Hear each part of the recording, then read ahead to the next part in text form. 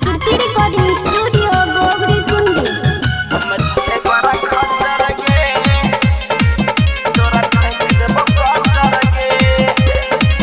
छौ चढ़ल जवानी नई करे मन मानी, छौ चढ़ल जवानी नई करे मन मानी, करो डार लचर पाचर गे। छौ चढ़ल जवानी नई करे मन मानी, करो डार लचर पाचर गे। हम छिए बड़ा खचर गे, तोरा ठोक देब पाचर गे। हम छिए बड़ा खचर गे, तोरा ठोक देब पाचर गे। छौ चढ़ल जवानी नहीं करे मन मानी, करो डार लचर पाचर गे। हम छिए बड़ा खचर गे, तोरा ठोक देब पाचर गे। हम छिए बड़ा खचर गे, तोरा ठोक देब पाचर गे। डीजे नीरज बाबू पहाड़पुर गद्यानी।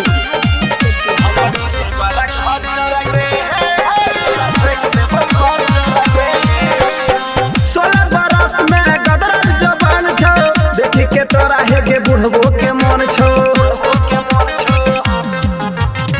16 बरस में गदरल बदन छौ, देखी के डोलो तोरा बुढ़बो के मन छौ। जनी बात हमर मान भल को ढोरी के चाम,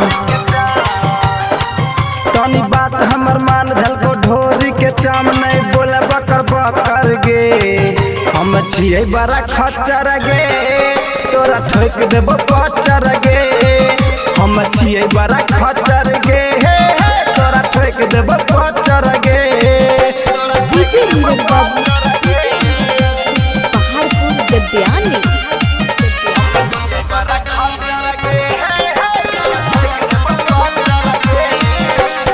टोला मोहल्ला पूरा गाँव में चोर छो, ठोरा के लाली तोहर 12 बेजोर छो।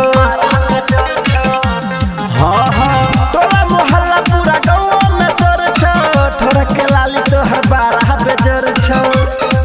लड़की सब के तू जान कातिल तोहर मुस्कान,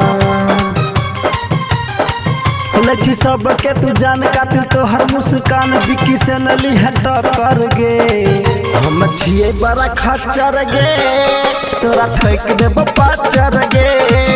हम छिए बड़ा खचर गे, तोरा ठोक देब पाचर गे।